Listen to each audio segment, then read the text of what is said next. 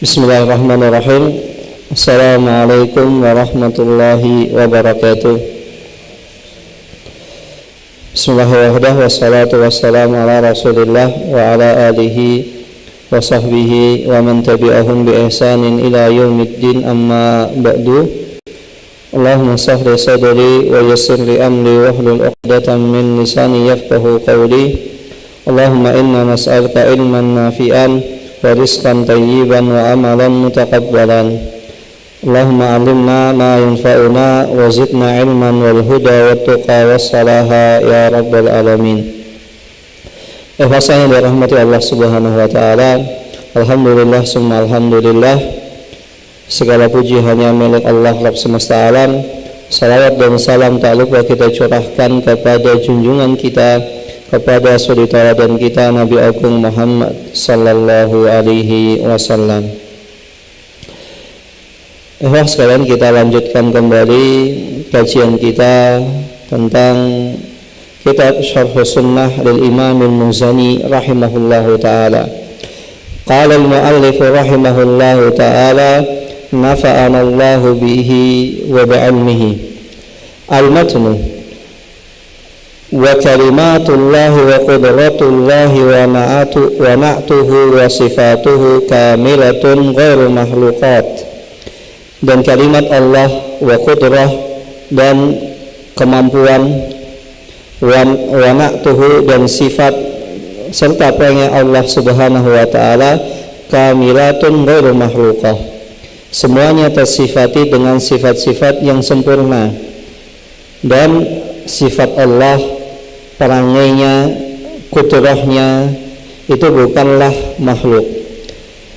Daimatun azaliyat, daimah yang senantiasa ada, azali yaitu yang tidak didahului oleh sesuatu yang tidak ada.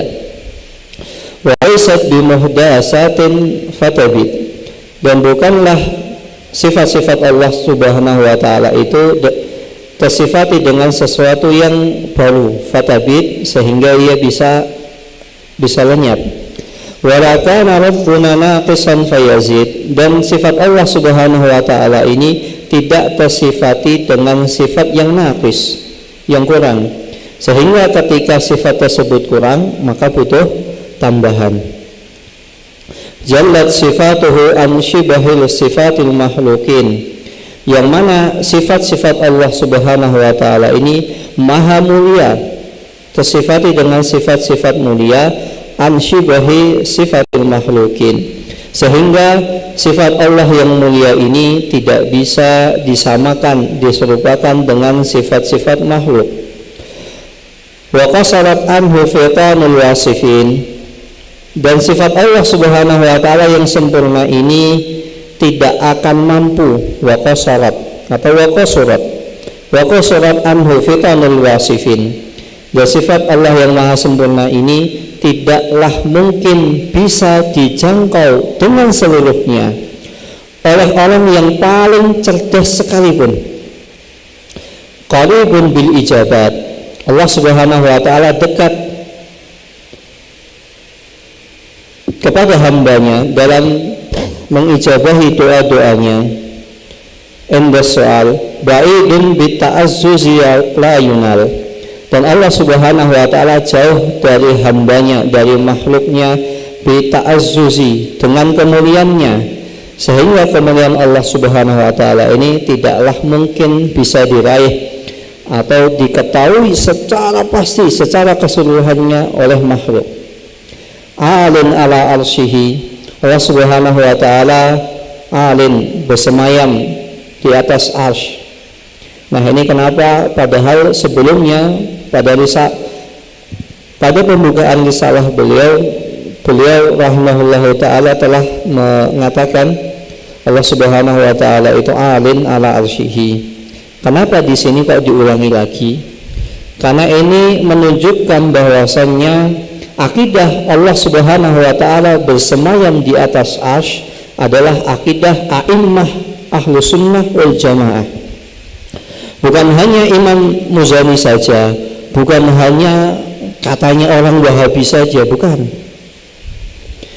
Para imam-imam, para a'immah, mereka semua sepakat bahwasanya Allah Subhanahu wa taala beristiwa di atas arsy. Ba'inun min khalqihi. Walaupun Allah Subhanahu wa taala itu bersemayam di atas arsy, ba'inun min khalqihi. Allah Subhanahu wa taala terlepas jauh min khalqihi dari sifat tasbih, penyerupaan, pembagaimanaan dan lain sebagainya. Jadi diserupakan atau pembagaimanakan caranya dengan makhluknya. Mawjudun walaysa bima'dun. Allah Subhanahu wa taala itu ada, walaysa bima'dun, dan Allah Subhanahu wa taala itu bukan tidak ada, wala bimafqud, dan Allah Subhanahu wa taala juga tidak hilang. Allah dirahmati Allah Subhanahu wa taala, mari kita masuk kepada syarah dari matan tersebut. Ketika Imam Muzani rahimahullah ta'ala, beliau memulai risalah tersebut dengan menyebutkan akidah a'immah ahlu sunnah wal jamaah dalam masalah Al-Quran, bahwasanya Al-Quran itu adalah kalamullah, bahwasanya Al-Quran tersebut itu wahyu dari Allah Subhanahu wa ta'ala yang Allah wahyukan melalui malaikat Jibril dan diturunkan kepada Rasulullah SAW. Maka setelahnya Imam Muzani rahimahullahu ta'ala, beliau menyebutkan tentang keyakinan para imam ahlu sunnah wal jamaah, para ulama ahlu sunnah wal jamaah pada sifat-sifat Allah Subhanahu wa ta'ala secara umum. Jadi masalah kalamullah, Al-Quran kalamullah atau bukan, itu satu di antara sifat Allah Subhanahu wa ta'ala, yaitu Allah Subhanahu wa ta'ala memiliki sifat kalam. Adapun setelahnya Imam Muzani rahimahullah ta'ala, beliau mulai untuk menjabarkan sifat-sifat Allah Subhanahu wa ta'ala lainnya. Wa bayyana anna jami'aha ghairu makhluk, dan Imam Muzani menjelaskan bahwasannya semua yang disebutkan tersebut itu bukanlah makhluk. Sedangkan bahkan Allah Subhanahu wa ta'ala adalah satu-satunya sang pencipta. Adapun selain Allah Subhanahu wa ta'ala itu adalah makhluk. Kama qala ta'ala, qulillahu khaliqu kulli syai'in wa huwal wahidul qahhar. Dan Allah Subhanahu wa ta'ala dialah zat yang menciptakan segala sesuatu, wa huwal wahidul qahhar, dan Allah Subhanahu wa ta'ala adalah zat yang maha esa, maha lagi maha perkasa. Maka tidak boleh seseorang mengatakan salah satu di antara sifat Allah Subhanahu wa ta'ala bahwasannya sifat tersebut adalah makhluk, baik dalam sifat kalam atau dalam sifat qudrah, kemampuan, kekuatan. Dan begitu juga tidak bisa mengatakan bahwasannya sama pendengaran Allah itu adalah makhluk, penglihatan Allah Subhanahu wa ta'ala itu adalah makhluk, dan keinginan serta iradah Allah Subhanahu wa ta'ala adalah makhluk, dan hal tersebut itu terbebas dari Allah Subhanahu wa ta'ala. Maka Allah selain rahmat Allah Subhanahu wa ta'ala, secara tidak langsung Imam Muzani di sini ingin menekankan kepada kita beberapa hal. Yang pertama, bahwasanya sifat Allah Subhanahu wa ta'ala adalah sempurna, dan sifat Allah bukanlah makhluk. Sifat Allah semuanya sempurna dan bukan makhluk. Kemudian sifat Allah Subhanahu wa ta'ala adalah azali dan abadi. Namanya abadi itu tidak ada akhirnya, dan azali tidak ada yang mendahului. Artinya dengan kata lain, azali itu bukan sesuatu yang baru. Dan Allah Subhanahu wa ta'ala tersucikan dari sifat-sifat kekurangan. Ini yang ketiga. Yang keempat, Imam Muzani ingin menegaskan bahwasannya sifat Allah Subhanahu wa ta'ala itu beda dengan sifat makhluk.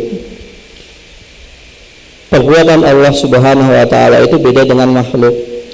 Dan yang kelima, bahwasannya larangan seseorang untuk mentakyif, membagaimanakan sifat Allah. Dan yang keenam adalah Allah Subhanahu wa ta'ala mengabulkan setiap keinginan seorang hamba. Ini poin-poin yang perlu antum catat biar agar memudahkan antum dalam belajar. Pertama, sifat Allah adalah sempurna dan sifat tersebut bukanlah makhluk. Kemudian yang kedua, sifat Allah itu adalah abadi, melekat, azali, tidak didahului sesuatu yang baru. Dan Allah Subhanahu wa taala tersucikan dari kekurangan.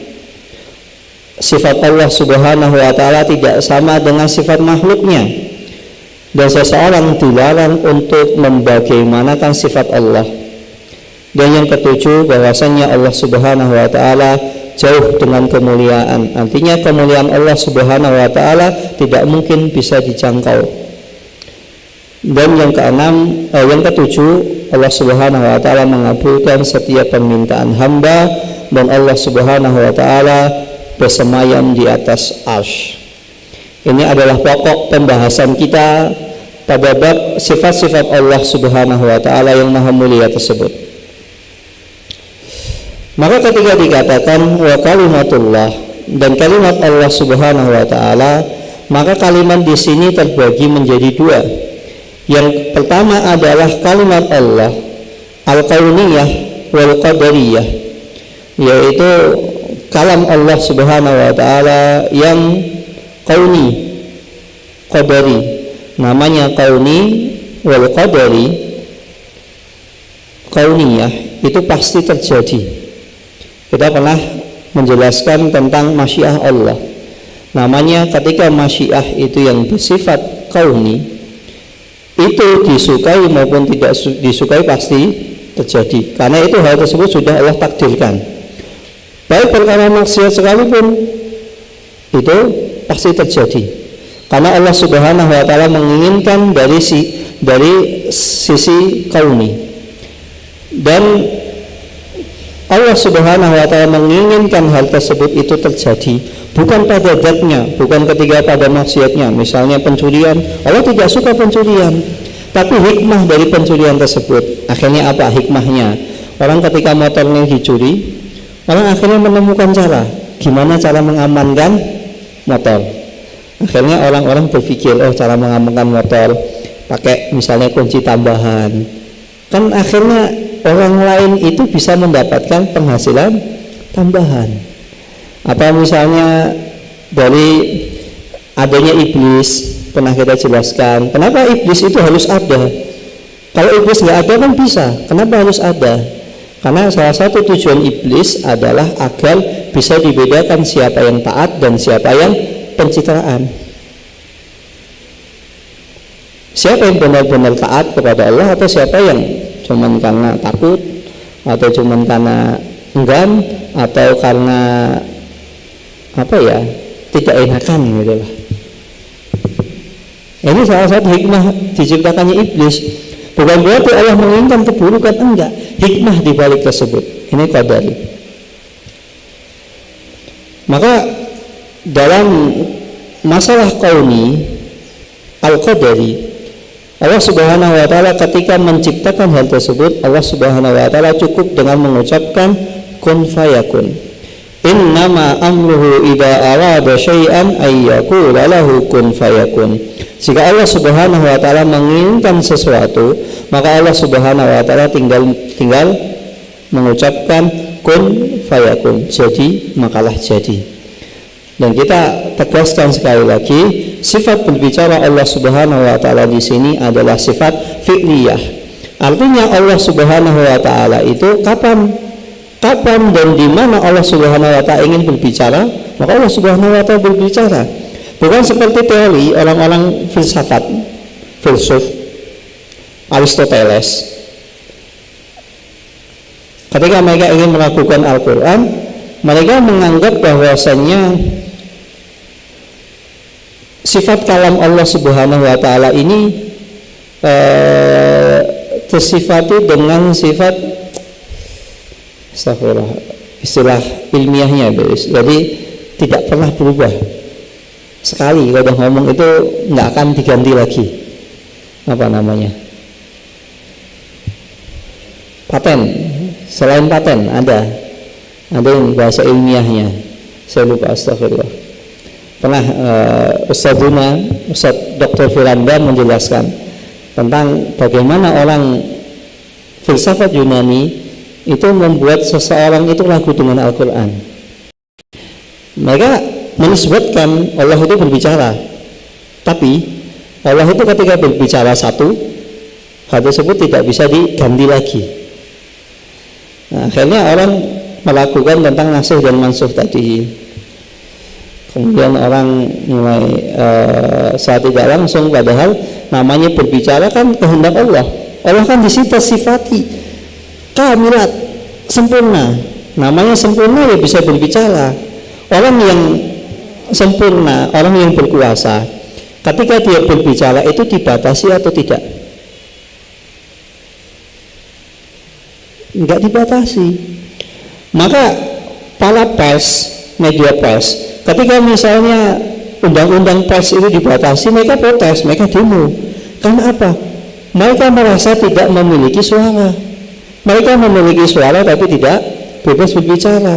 Sedangkan Allah Subhanahu wa Ta'ala itu sempurna. Ya terserah Allah kapan mau berbicara, mau kapanpun. Itu menunjukkan bahwasannya Allah Subhanahu wa Ta'ala itu sempurna. Allah Subhanahu wa Ta'ala itu agung. Bukan seperti sebagian orang mereka membagaimanakan Allah. Nanti kita masuk insya Allah. Mereka mengatakan Allah itu berbicara, tapi berbicara tidak bebas seperti yang dinisbatkan oleh para Aristoteles, Plato, filsafat Yunani. Itu demikian. Kemudian kalimat Allah yang kedua adalah perintah Allah. Kalimat perintah Allah Subhanahu wa Ta'ala di sini bersifat syar'iyah diniyah, yang berkaitan dengan sesuatu yang Allah Subhanahu wa Ta'ala sukai, berkaitan dengan agama, berkaitan dengan ketaatan. Dan diantaranya Allah Subhanahu wa Ta'ala menurunkan kepada setiap umat itu seorang Rasul, dan di dalamnya terdapat perintah dan larangan dan hukum-hukum.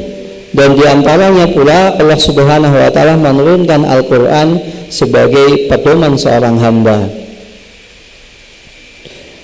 Dan kalimat Allah, perintah Allah Subhanahu wa Ta'ala di sini, pembicaraan Allah Subhanahu wa Ta'ala di sini itu baik yang bersifat kauniyah maupun bersifat syar'iyah, semuanya kamilah, semuanya sempurna, tanpa terdapat di dalamnya itu naqs, kekurangan. Wa ghairu makhluqin, dan perintah Allah adalah bukan makhluk. Sebagaimana Nabi Muhammad SAW ketika berdoa, man nazala manzilan summa qala a'udzu bi kalimatillahi tammah min syarri ma khalaq lam yadurruhu syai'un hatta yaltahila min manzilihi dzalika.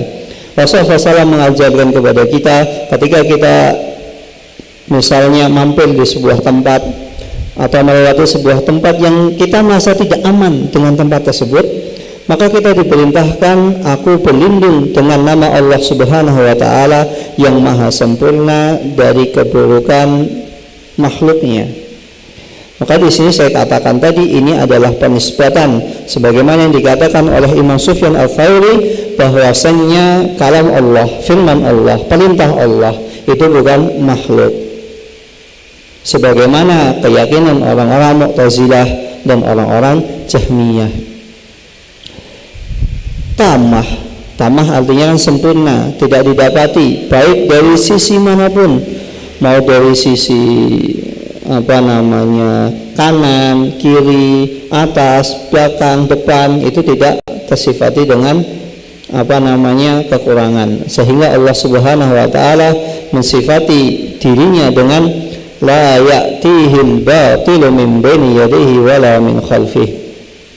Dan Allah Subhanahu wa Ta'ala itu tidak tersifati dengan al-batil, sesuatu yang sia-sia, sesuatu yang salah, min baini yadihi, baik dari segi manapun, wala min khalfihi, dan dari belakang.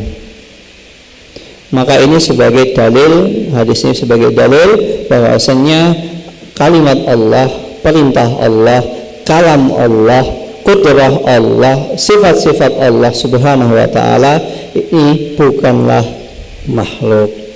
Kalau seandainya itu makhluk, maka seseorang tidak boleh beristiadah, meminta pertolongan kepada nama-nama Allah. Sebagaimana kalau misalnya seseorang, ya Razzaq urzuqni, wahai Razzaq. Siapa Razzaq? Pak Razzaq? Bukan, Allah Subhanahu wa Ta'ala. Berilah aku rezeki. Karena ini menyangkut tentang rububiyah. Kalau misalnya antum datang ke Pak Razzaq, misalnya namanya Razzaq gitu, kemudian antum datang, Pak Razzaq tolong beri saya rezeki ya. Pak Razzaq nggak bisa, karena memberi rezeki itu adalah hak prerogatif Allah Subhanahu wa Ta'ala. Hanya hak Allah Subhanahu wa Ta'ala saja, seseorang nggak bisa.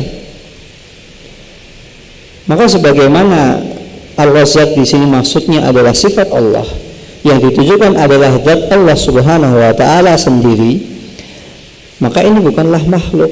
Begitu juga dengan firman Allah, kalamullah.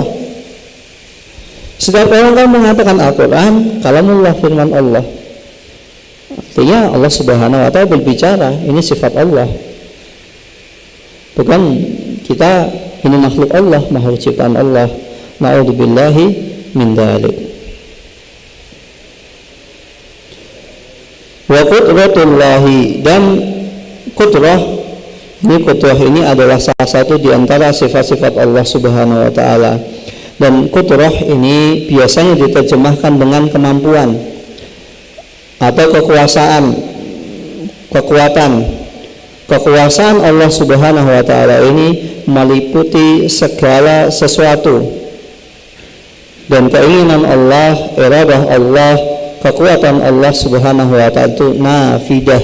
Nafidah itu artinya tidak dibatasi dengan sesuatu. Wa qauluhu, dan perkataan Imam Muzani, wa na'tuhu wa sifatuhu kamilatun ghairu makhluk. Maka setiap sifat Allah Subhanahu wa Ta'ala adalah sempurna, sehingga Allah Subhanahu wa Ta'ala mengatakan walillahil masalul a'la, dan untuk Allah lah Subhanahu wa Ta'ala, dan untuklah Allah saja permisalan yang agung. Artinya apa? Kalau seseorang mau mempermisalkan Allah Subhanahu wa Ta'ala dengan sesuatu, maka itu tidak akan mungkin.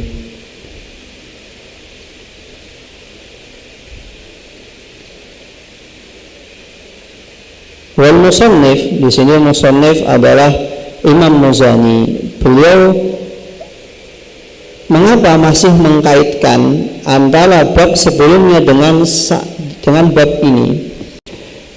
Karena menurut manhaj Ahlus Sunnah wal Jamaah bahwasannya al-qawlu fi ba'dis sifat kal-qawli fi ba'dil akhar. Ketika seseorang berbicara tentang sebagian sifat Allah, maka itu ucapannya, maknanya, keyakinannya itu sama dengan sebagian sifat-sifat Allah yang lain. Seseorang, orang Mu'tazilah, orang Jahmiyah bisa menisbatkan bahwasannya ketika a'udzu bikalimatillahi tammah, itu bukanlah seseorang berlindung kepada makhluk, tapi berlindung kepada Allah. Sedangkan kalimat ini adalah sifat Allah, dan kalam adalah sifat Allah. Artinya jika antum bisa mengatakan kalimat di sini bikalimatillahi tammah, dengan zat Allah yang maha sempurna, antum bisa mengatakan ini adalah Allah, bukan makhluk. Oleh karena itu harusnya antum ketika berbicara tentang Al-Quran itu juga kalamullah, walaysa bimakhluk. Harusnya konsisten, nggak menca-mence satu ini satu itu. Maka harusnya konsisten. Kalau A ya A, B ya B, C ya C. Jangan ini A, ini B, ini C, padahal sama saja. Wa qauluhu, dan perkataan Imam Muzani daimatun azaliyah. Daimah itu adalah abadi, azaliyah maksudnya adalah la yasbiquha adamun. Azali itu tidak didahului oleh sesuatu yang tidak ada sebelumnya. Wala yalhaquha fana, dan tidak diikuti oleh sesuatu yang fana. Artinya Allah Subhanahu wa Ta'ala itu tetap kokoh, abadi sampai kapanpun. Tidak ada sesuatu yang mendahului Allah dan tidak ada sesuatu yang lebih mengakhiri Allah Subhanahu wa Ta'ala. Sehingga Allah Subhanahu wa Ta'ala mensifati dirinya huwal awwal wal akhir, dan Allah Subhanahu wa Ta'ala adalah satu-satu yang paling awal wal akhir, dan yang paling akhir. Sehingga di sini menyebutkan bahwasannya sifat Allah Subhanahu wa Ta'ala itu azali. Fal awwalu azali, artinya tidak didahului oleh sesuatu. Sebelumnya enggak ada, baru ada. Itu bukan pertama. Misalnya ada orang menemukan susu, terus kemudian misalnya ada orang menemukan cara memerah susu sapi. Kemudian orang setelahnya dia menemukan cara membuat susu tersebut menjadi yogurt misalnya, atau perahan susu sapi menjadi yogurt. Maka pertanyaannya, orang yang menemukan yogurt ini asalnya apa sih? Susu. Apakah dia orang pertama menemukan susu? Harus ada orang sebelumnya. Bukan seperti itu. Itu sehingga tidak dikatakan sebagai azali, tidak orang pertama. Sebagaimana misalnya Thomas Alva Edison katanya menemukan lampu ya. Lampu itu kan sebelum menemukan lampu harus ditemukan listrik dulu. Siapa yang menemukan listrik? Nah, ya. Yang antum yang jurusan IPA ini. Karena nggak pernah dulu jurusannya IPS. Tapi walaupun anak jurusannya IPS, anak juga nggak ngerti ekonomi. Maka kalau misalnya seseorang mau menemukan lampu, harus menemukan listriknya itu lebih dahulu. Maka secara tidak langsung penemu lampu itu bukan Thomas Alva Edison, tapi orang yang menemukan listrik. Ya siapa? Entah itu siapa. Artinya ilmu Thomas Alva Edison menemukan lampu itu ilmu yang baru, bukan ilmu yang lama yang tidak. Nah, sedangkan Allah Subhanahu wa Ta'ala itu azali, ilmunya, kemampuannya, qudrahnya, masyiahnya itu nggak ada yang mendahului. Walaysat bimuhdatsatin fatabit, dan sifat-sifat Allah Subhanahu wa Ta'ala ini bukan sesuatu yang baru, fatabit, sehingga dengan sesuatu yang baru ini bisa jadi ia akan lenyap.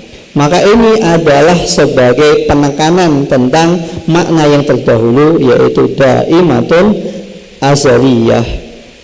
Sedangkan muhdas, sesuatu yang baru, dia ditemukan setelah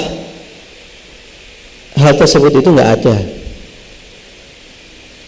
Kama qala ta'ala, sebagaimana Allah Subhanahu wa Ta'ala berfirman, hal ata 'alal insani hinun minad dahri lam yakun syai'an madkhura.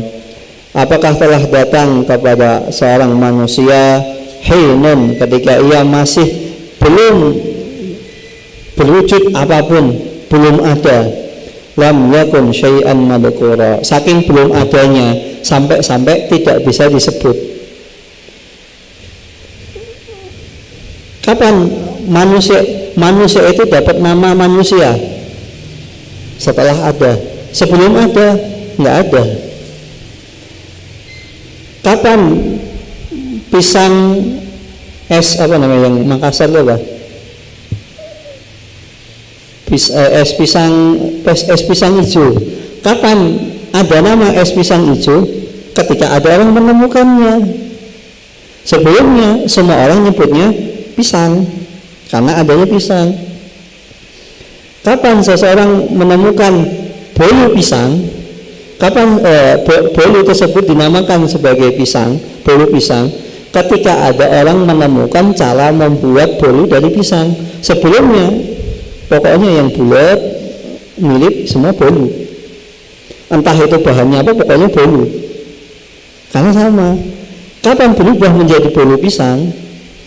Ketika ada orang bisa membuat bolu dari pisang. Itulah sesuatu yang baru, muhdas. Dan sifat Allah Subhanahu wa taala itu bukan muhdas. Sehingga dengan muhdas tadi bisa jadi akan suatu saat itu akan lenyap. Akhirnya yang dari bolu pisang menjadi apa, menjadi sesuatu yang baru yang lain, atau bolu pisang itu akhirnya lenyap karena rusak dan lain sebagainya. Walakana rabbuna naqisan fayazid, dan Allah Subhanahu wa taala itu tidaklah tersifati dengan sifat yang kurang sehingga butuh penambahan. Inilah kenapa Allah Subhanahu wa taala tersifati dengan azal. Azal itu azali. Azal itu adalah nggak ada yang mendahului dan juga nggak ada yang mengakhiri, nggak ada yang lebih akhir. Tetap seperti itu. Nggak ada sesuatu yang, dan ini yang akhirnya menjadikan dalil bahwasannya orang-orang filsafat itu mengatakan kalamullah ini azali. Azali itu apa? Mereka mengatakan tetap, padahal azali di sini maksudnya bukan tetap, bukan maksud tetap begitu. Memang di sebagian azali ini adalah zatnya Allah Subhanahu wa taala, tetap berbicara. Tapi masalah berbicaranya kapan, di mana dan bagaimana itu kehendak Allah Subhanahu wa taala. Mereka malah menjadikan sifat kalam Allah ini semuanya, bukan di sebagiannya saja.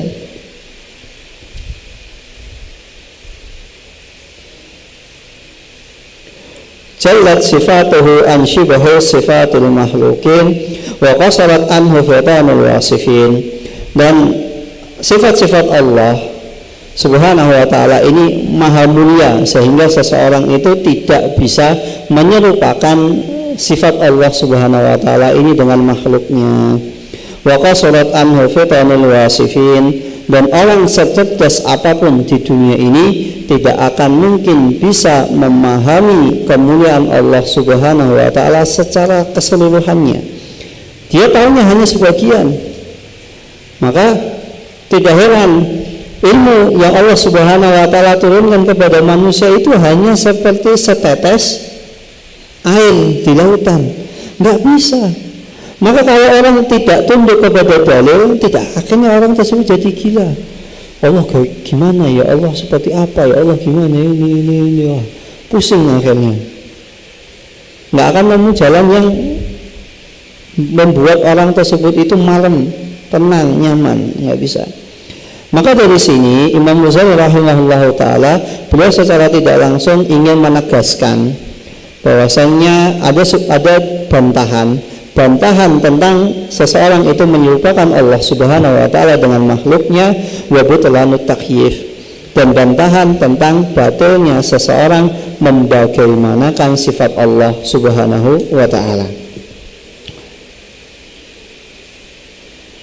Yang pertama, bantahan bagi orang-orang yang menyamakan Allah Subhanahu wa ta'ala dengan makhluknya.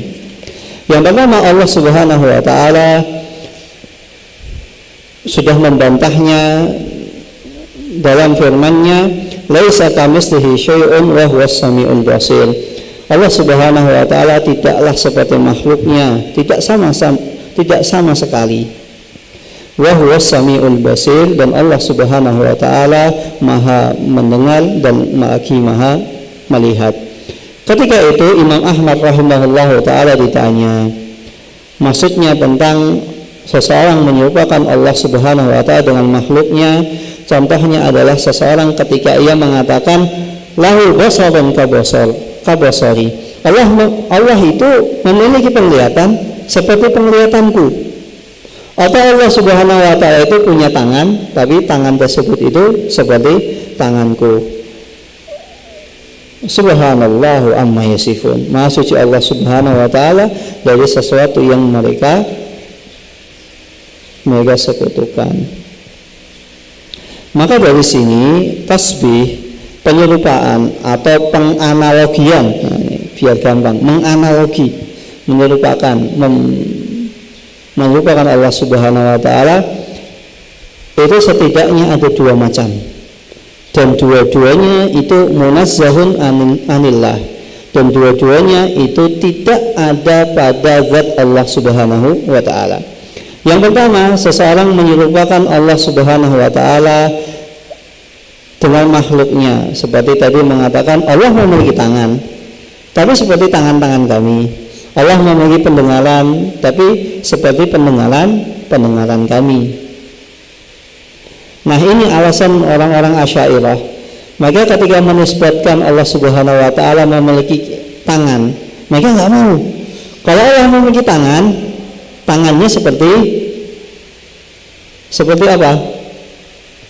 Seperti makhluk. Nah, berarti musyabbih, mujassim, yang sering dituduh ke Wahabi itu mujassim.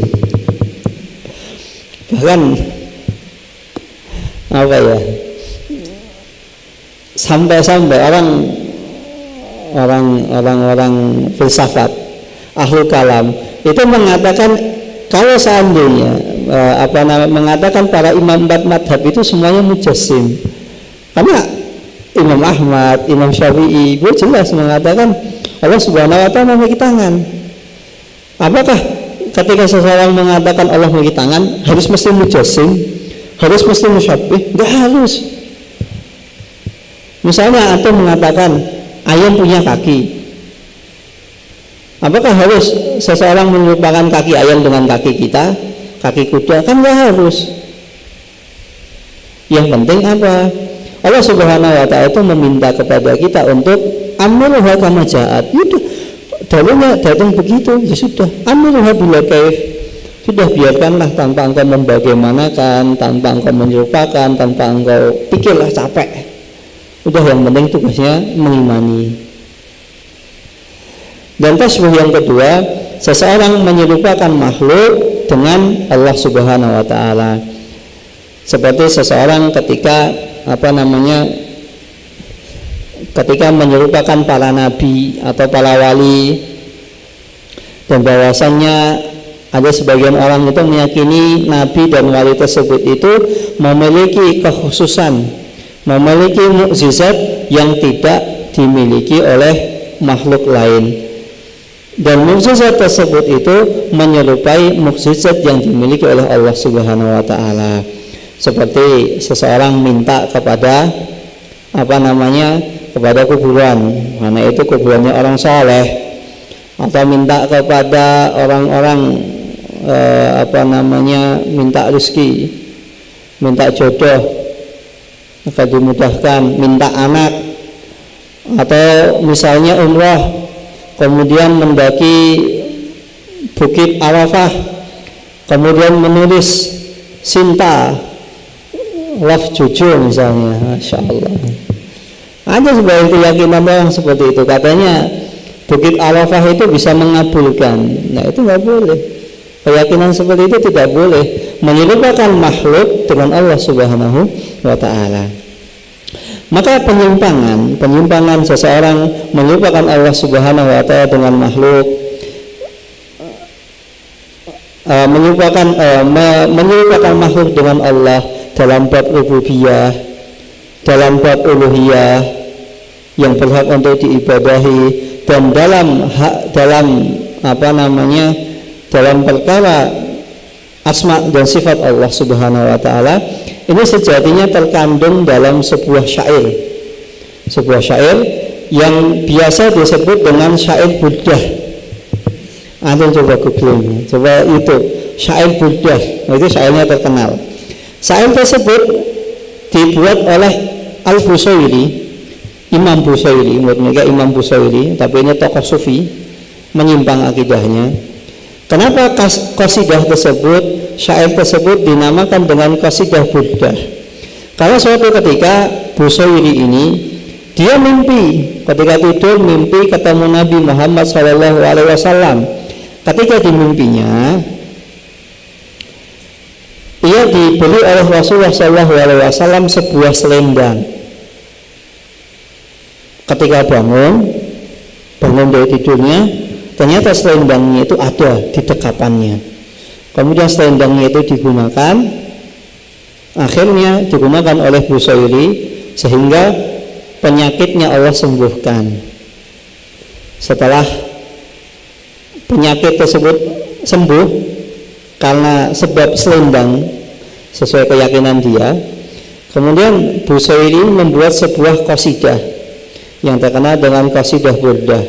Ya akramal khalqi ma liman aludu bihi, wahai Muhammad sallallahu alaihi wasallam, akramul khalqi, sebaik-baik makhluk ciptaan Allah Subhanahu wa taala, ma liman aludu bihi, kepada siapakah aku hendak meminta pertolongan. Nah, terjatuh dalam syirik apa?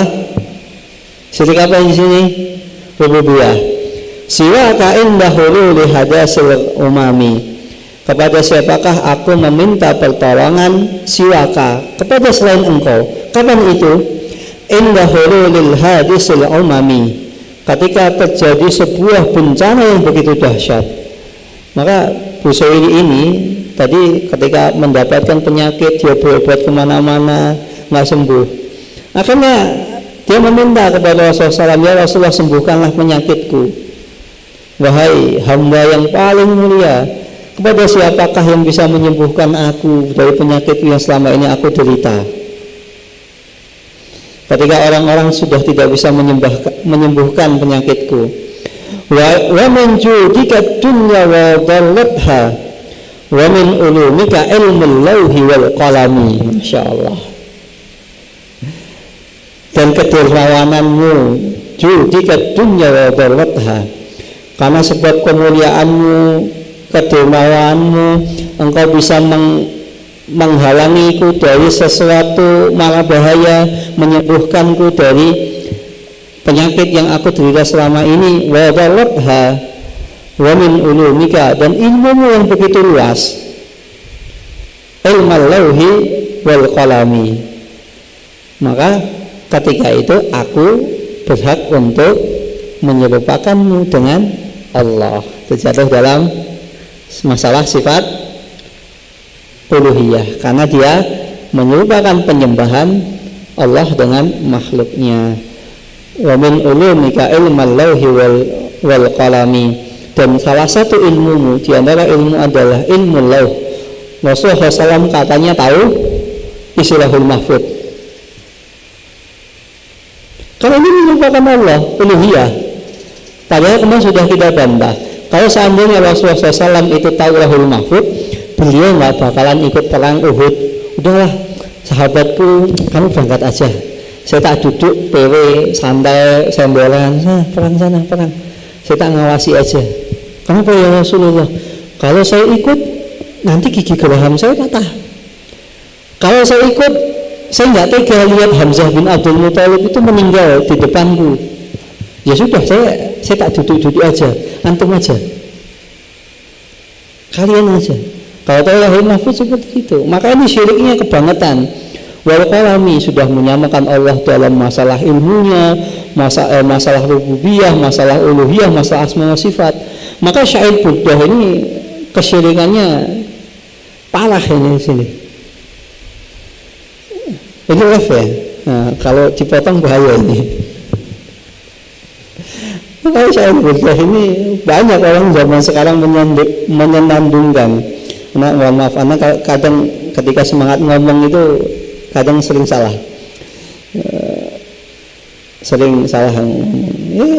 Bahayanya seseorang itu ketika berlebihan kepada Rasulullah SAW itu begini. Dia menjadikan menjadikan Allah Subhanahu wa taala itu dalam bab rububiyah, dalam asma wa sifat, wa dhallatha, dan bisa menghilangkan bahaya, malah bahaya baik dunia dan akhirat. Itu kan hanya kemampuan Allah, hak uluhiyah Allah Subhanahu wa taala. Maka ini bahaya. Maka ketika kita misalnya ada orang yang menyamakan nama atau sifat Allah atau berlebihan dalam masalah tasbih, maka mari kita ingat sebuah perkataan Imam Nu'aim bin Hamad. Imam Nu'aim bin Hamad, beliau ini adalah gurunya Imam Muzani rahimahullah ta'ala, penulis kitab ini. Beliau mengatakan, para ulama bersepakat, man syabbahallahu bi khalqihi faqad kafar. Barang siapa yang mengatakan bahwasanya Allah Subhanahu wa ta'ala, sifat Allah itu sama dengan makhluknya, maka dia telah kafir. Wa man angkara, dan barang siapa yang mengingkari bahwasanya Allah Subhanahu wa ta'ala itu memiliki tangan, kemudian Allah nggak punya tangan, ditaktil, dihapus, Allah nggak punya tangan, faqad kafar, maka dia telah kafir juga. Walaysa fima wasafa Allah bihi nafsahu wala rasuluhu tashbih, dan apa-apa yang Allah dan Rasulnya sifatkan, sematkan pada diri Allah Subhanahu wa ta'ala, itu tidak terdapat di dalamnya itu tasbih, penyerupaan dengan makhluknya, nggak bisa. Ya Allah punya tangan, ya tangan Allah, beda dengan tangan manusia. Kemudian yang kedua yang ditekankan oleh Imam Muzani, yang kedua adalah wa qasurat anhu fitamul wasifin, secerdas apapun seseorang itu tidak akan mampu bisa untuk menjangkau seluruh ilmu Allah Subhanahu wa ta'ala. Maka ini sejatinya sebagai bantahan tentang orang yang membagaimanakan atau mengira-ngira zat Allah itu seperti apa. Maka sejatinya orang yang membagaimanakan Allah, dia menjadikan akalnya itu seakan-akan mampu untuk menjangkau seluruh ilmu Allah Subhanahu wa ta'ala. Maka ketika dia merasa Allah itu punya tangan, tangan itu tangannya Allah bagaimana ya, seperti ini atau seperti itu atau bagaimana atau itu, bingung. Sedangkan kita tahu bahwasannya akal manusia, pemahaman manusia aqallu wa ahqalu min an tudraka haqiqata sifatihi. Padahal kita tahu secerdas apapun manusia itu tidak akan mampu bisa menjangkau seluruh sifat-sifat Allah Subhanahu wa ta'ala. Menjangkau sifatnya saja tidak, apalagi membagaimanakannya. Bagaimana antum bisa mengukur laut? Kalau antum nggak ngerti laut, coba tolong ukur pantai selatan. Pantai selatan itu yang mana? Ya antum nggak tahu pantai selatan. Akhirnya yang antum, misalnya antum ukur malah pantai apa misalnya Indrayanti, misalnya Indrayanti ya apa itu. Ya antum nggak ngerti yang pantai selatan mana. Bagaimana antum mau tahu pantai selatan, mau ukur seberapa jauh? Sedangkan antum sifat Allah Subhanahu wa ta'ala secara keseluruhan itu nggak bisa. Bagaimana mau membayangkan sifat Allah ini, seolah begini. Maka ada sebuah kisah yang bagus. Suatu ketika Imam Abdurrahman bin Mahdi, salah seorang tabi'in, dia didatangi oleh seorang anak muda, yang mana anak muda itu dia ini terkena penyakit takyif, membagaimanakan zat Allah Subhanahu wa ta'ala. Maka ketika itu Imam Abdurrahman bin Mahdi mengatakan, wa ya bunayya hatta natakallam awwalu syai'in fil makhluk. Wahai saudaraku, wahai anakku, bagaimana mungkin kita berbicara tentang sesuatu yang paling awal pada makhluk ini? Antum bayangin ya, antum debat antara ayam dulu atau telur dulu aja nggak selesai. Ada yang mengatakan enggak ayam dulu, enggak telur dulu, ribut terus. Itu saja enggak akan ada selesainya. Bagaimana engkau mengetahui zat Allah Subhanahu wa ta'ala? Faidah ajisna anil makhluk. Ketika kita ini tidak bisa menemukan kata sepakat, misalnya telur dulu atau ayam dulu, walaupun yang benar adalah mana? Ayam dulu. Allah menciptakan ayam, baru ada telur, setelah itu telur jadi ayam, gitu. Tapi walaupun antum mengatakan ayam dulu, orang yang berpendapat telur dulu nggak bisa, akhirnya ribut. Nah ini saja kita bagaimana kita masalah kata sepakat dalam makhluk Allah. Telur, ayam itu makhluk Allah semuanya, ciptaan Allah Subhanahu wa taala semuanya. Itu saja kita tidak pernah menemukan kata sepakat. Fanahnu anil khalqi a'jazu wa a'jaz. Maka bagaimana kita membayangkan sifat Allah? Gimana sih Allah Subhanahu wa taala itu gimana? Maka itu sungguh tidak bisa lagi. Nggak akan mampu. Fa ana u'tika misalan, wahai anakku, maka aku memberikan sebuah permisalan kepadamu. Kemudian Abdurrahman bin Mahdi menyebutkan sebuah hadis yang mana suatu ketika malaikat Jibril itu mendatangi Rasulullah SAW, malaikat Jibril dengan apa? Dengan wujud aslinya, yang mana sayapnya itu ada berapa? 600 sayap. Kemudian Imam Abdurrahman bin Mahdi mengatakan, sifri khalqan min khalqillahi lahu sittami'atin junah. Wahai anakku, kalau begitu coba gambarkan kepadaku makhluk yang memiliki sebuah makhluk yang memiliki 600 sayap.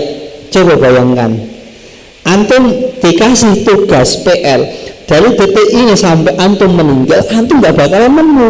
Karena apa? Memang gak ada makhluknya. Bagaimana mungkin kita mau mampu gitu? Gak akan ketemu.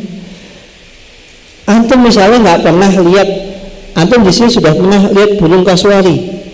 Ada yang belum pernah? Antum mau coba misalnya Afif tolong gambar burung kasuari seperti apa? Ya antum nggak pernah lihat. Akhirnya apa? Ketika antum ingin menggambar burung kasuari, antum cari. Sedangkan makhluk yang memiliki 600 sayap itu nggak ada sama sekali. Bagaimana mungkin orang mau bisa membayangkannya? Padahal itu makhluk. Faqadiya gulamu yandur ilaihi. Kemudian anak tadi melihat ke Imam Abdurrahman bin Mahdi sambil membayangkan. Kemudian ia mengatakan, ya bunayya fa inni uhawwinu alaikal mas'alah wa ada anka khamsumi'ah wa sab'ah wa tis'ina sifli khalqan bisalasati ajnihah. Kalau kamu masih bingung, ya sudah, tak kurangi 597 sayap. Coba sebutkan hewan yang memiliki 3 sayap, makhluk yang memiliki 3 sayap. Coba, ada nggak makhluk yang memiliki 3 sayap? Ada Ustadz. Misalnya burung lahirnya misalnya kelebihan sayap, ya itu kalau ada. Permasalahannya mungkin itu ada di Amerika, tapi nggak di sini. Atau nggak akan kebayang sayap yang ketiga itu di mana? Apakah di samping kanannya, samping kirinya, atau di atasnya, atau bisa jadi di paruhnya? Kan nggak kebayang. Atau nggak akan kebayang gambarannya seperti apa. Maka ketika itu anak pemuda tadi mengatakan, ya Aba Sa'id, wahai ayahnya Sa'id, nahnu qad ajizna an sifatil makhluk. Sesungguhnya kita ini sudah tidak mungkin untuk membayangkan sifat bagaimana makhluk tersebut. Wa nahnu an sifatil khaliq ajaz wa ajaz. Maka sungguh kita membayangkan sifat Allah Subhanahu wa taala itu sungguh tidak mampu. Fa ushhidu, maka wahai Abu Sa'id Abdurrahman bin Mahdi, aku bersaksi bahwasannya aku telah menarik ucapanku tadi, wa astaghfirullah, dan aku meminta pertolongan kepada Allah Subhanahu wa taala dari membagaimanakan sifat Allah Subhanahu wa taala. Maka dari sini jelas bagi kita, bagi seseorang yang menyerupakan Allah Subhanahu wa taala dengan makhluknya, maka orang tersebut itu bisa dikatakan dia terjatuh dalam takyif. Karena kalau ingin menyerupakan sesuatu, misalnya menyerupakan Allah dengan sesuatu, dia harus membagaimanakan, harus tahu zatnya dulu. Maka setiap fakullu mumassilin mukayyif, maka setiap orang yang terjatuh dalam tamsil, tashbih, maka mereka pasti terjatuh dalam sikap takyif, membagaimanakan. Walaysa kullu mukayyif mumathilan, dan tidaklah setiap orang yang membagaimanakan sifat Allah Subhanahu wa taala itu menyerupakan. Kayak tadi, ingin membagaimanakan kan nggak ketemu permisalannya. Akhirnya dia cuma terjatuh dalam pemikiran Allah itu bagaimana. Maka nggak mungkin akal kita yang lemah ini tidak mungkin bisa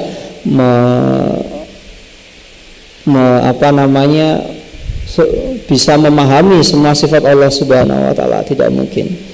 Nah, lantas bagaimana? Terkadang jika dalam hati kita atau pikiran kita tiba-tiba muncul pikiran sifat Allah itu gimana ya? Misalnya tangan Allah itu gimana ya? Allah katanya kan begini. Kira-kira kayak apa? Nah, bagaimana caranya agar penyakit tersebut itu Allah Subhanahu wa taala hilangkan dari kita? Yang pertama adalah kita berdoa kepada Allah Subhanahu wa taala, amantu billahi wa rasulihi. Kita berdoa, ya Allah, sungguh aku telah beriman kepadamu dan kepada Rasul. Kemudian selanjutnya ditambah dengan mengucapkan qul huwallahu ahad, bahwasanya ya Allah, Engkau itu Maha Esa. Allahus Samad, Engkau adalah satu-satunya tempat untuk bergantung, bersandar. Lam yalid walam yulad, dan Engkau itu tidak beranak dan tidak pula diperanakkan. Walam yakul lahu kufuwan ahad, dan Engkau ya Allah itu tidak ada satupun zat, satupun apapun itu yang setara denganmu. Maka yang pertama mengucapkan amantu billah, kemudian membaca surat Al-Ikhlas. Kemudian setelahnya yang ketiga adalah dia mengucapkan ta'awud, meminta pertolongan kepada Allah Subhanahu wa taala. Yang keempat adalah dengan sedikit meludah. Meludah ke mana? Ke kanan. Sebanyak 3 kali. Setelahnya adalah berhenti untuk memikirkannya. Karena itu sudah mustahil. Nggak mungkin untuk mau ketemu hal tersebut. Kemudian Imam Muzani rahimahullah ta'ala melanjutkan, qaribun bil ijabati inda soal, sesungguhnya Allah Subhanahu wa ta'ala maha mengabulkan doa hambanya. Dan salah satu buktinya bahwasannya Allah Subhanahu wa ta'ala pernah berfirman, wa idza sa'alaka ibadi anni fa inni qarib. Jika seorang hambaku meminta berdoa kepadaku, maka katakanlah aku qarib, aku dekat. Ujibu da'watad da'i idza da'an, sesungguhnya aku akan mengijabahi, aku akan mengabulkan doa orang-orang yang berdoa kepadaku. Dan Allah bahkan menantang hambanya, ud'uuni astajib lakum, berdoalah kepadaku pasti aku kabulkan.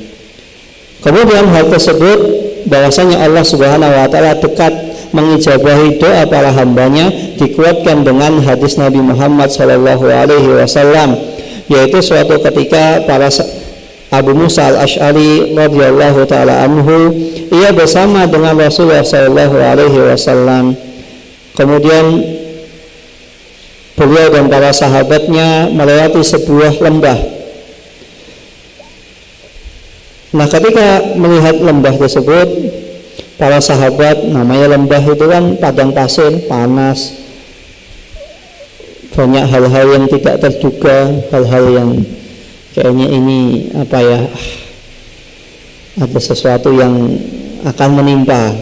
Akhirnya para sahabat berdoa, ahlalna wa qadbarna irtafa'at aswatuna, karena ketika kita lembah kan lembah itu tiba-tiba terjangkit rasa takut, kemudian kita bertahlil, la ilaha illallah, la ilaha illallah, Allahu akbar, Allahu Akbar dengan berteriak-teriak. Ketika itu Rasulullah SAW mendengar, maka Rasulullah SAW mengatakan, ya ayyuhan nas, wahai segenap manusia, irba'u ala anfusikum, rendahkanlah diri kalian, fa innakum la tada'una asamma wala ghaiban, sesungguhnya zat yang kalian mintai pertolongan tersebut itu la tada'una asamman, kalian tidak berdoa kepada seorang zat yang sesuatu zat yang tuli. Allah itu maha mendengar, wala ghaiban, dan Allah itu juga tidak ghaib, ada. Innahu ma'akum, sesungguhnya Allah Subhanahu wa taala itu senantiasa bersama kalian. Innahu sami'un qarib, sesungguhnya Allah Subhanahu wa taala itu maha mendengar dan lagi maha dekat. Tabarakasmu wa ta'ala wajadu, tabarakasmuhu wa ta'ala jaddu, dan maha suci Allah Subhanahu wa ta'ala atas nama-namanya. Maka ketika misalnya disebutkan ayat-ayat atau sifat-sifat tentang bahwasanya Allah Subhanahu wa taala itu qarib, maksudnya qarib di sini adalah Allah Subhanahu wa taala itu dekat bersama hambanya, mengetahui setiap segala sesuatu yang hamba tersebut lakukan. Sehingga ketika hamba tersebut misalnya berdoa, Allah tahu hamba tersebut berdoa, sehingga Allah Subhanahu wa taala langsung mengijabahi doa tersebut tanpa nunggu nanti-nanti. Allah ijabahi. Jadi ketika berdoa dilarang seseorang itu berteriak-teriak, mengangkat suara dan lain sebagainya, karena ditakutkan apa? Orang beranggapan bahwasanya Allah Subhanahu wa taala itu tuli, padahal naudzubillahi min dzalik. Itu pertama. Kedua, bisa seseorang ketika berdoa kepada Allah Subhanahu wa taala dengan cara berteriak-teriak secara tidak langsung, dia tidak sopan kepada Allah Subhanahu wa taala. Enggak etis. Semena-mena. Antum manggil bos antum aja, Pak Bos, Pak Bos. Antum besok udah bisa dipecat. Atau misalnya antum manggil Pak Rektor, Pak Rektor, Pak Rektor, pas lewat samping antum, wah antum bisa-bisa besok DO. Atau dosbing, dosen pembimbing, nah, antum coret, udah nggak usah bimbingan sama saya, udah kamu cari pembimbing yang lain. Padahal tambah dosen pembimbingnya tambah baper. Ya udah, mahasiswa yang dibimbing kurang ajar, ketika bimbing mahasiswa nggak dapat tambahan insentif lagi. Maka saya pernah nanya, kenapa kok dosen itu kok sering galak kepada mahasiswa? Ya karena ketika dosen membimbing mahasiswa itu nggak dapat tambahan biaya, jadi akhirnya bawaannya ya apa, emosi. Kecuali makanya kalau untuk punya dosen gila, udah nanti aja, kalau udah tahun terakhir baru diselesain lulus. Itu tips dari salah seorang dosen kalau pengen cepat lulus kuliah begitu. Nah ini kita kembali kepada apa namanya, bahwasanya Allah Subhanahu wa taala itu dekat. Allah melihat segala gerak-gerik manusia, Allah mengetahui apa yang dilakukan manusia tersebut. Kemudian kita lanjutkan, ba'idun bi'azzuzi la yumal, sesungguhnya keagungan Allah Subhanahu wa taala itu sempurna, yang mana keagungan Allah Subhanahu wa taala itu tidak mungkin bisa diraih oleh seorang pun. Maka maha benar Allah Subhanahu wa taala ketika berfirman dalam sebuah hadis qudsi, ya ibadi innakum lan tablughu dharri fatadurruni, wahai segenap hambaku, sesungguhnya kalian sekali-kali pun kalian tidak mungkin bisa memberikan madarat kepadaku, karena kalian tidak akan mungkin bisa menyamai keagunganku. Qauluhu alin ala arsyihi, penjelasan tentang Allah Subhanahu wa taala bersemayam di atas arsy ini sudah dijelaskan pada pertemuan sebelumnya, dan ini juga menjadi bantahan bagi orang-orang yang mengatakan bahwasanya Allah Subhanahu wa taala itu ada di mana-mana. Ini keyakinannya siapa? Tuhan ada di mana-mana. Itu adalah keyakinannya Jahmiyah. Orang Jahmiyah meyakini Tuhan itu ada di mana-mana. Makanya dulu ada sebuah film Tuhan ada di mana-mana. Oh, hati-hati itu. Kadang kita ini secara tidak langsung dicekoki oleh film-film yang tidak mendidik, dan secara tidak langsung akhirnya dijadikan sebagai kiblat. Qauluhu ba'inun min khalqihi, Allah Subhanahu wa taala itu jauh dari makhluknya, terpisah dari makhluknya. Maka yang dimaksud di sini Allah terpisah dari makhluknya, ini adalah min babil ihbar. Allah Subhanahu wa taala memberitahu tentang sifatnya. Bukan maksudnya Allah Subhanahu wa taala itu ada di mana-mana, Allah tidak bersemayam di arsy, tidak seperti itu. Ini hanya min babil ihbar,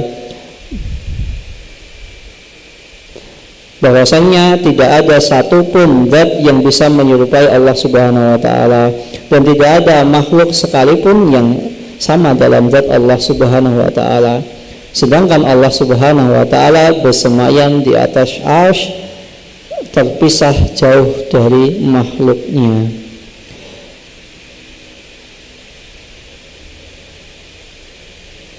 Qauluhu mawjudun wa laysa bima'dumin wala bimafqudin, ini adalah sebagai bantahan juga sebagaimana orang-orang Jahmiyah yang mengatakan annallaha fawqa, sesungguhnya Allah Subhanahu wa taala tidak di atas, wala tahta, Allah Subhanahu wa taala itu juga tidak di bawah, wala an yamin, dan Allah Subhanahu wa taala itu juga tidak ada di kanan, wala an shimal, dan Allah Subhanahu wa taala itu juga tidak ada di kiri. Terus lantas Allah di mana?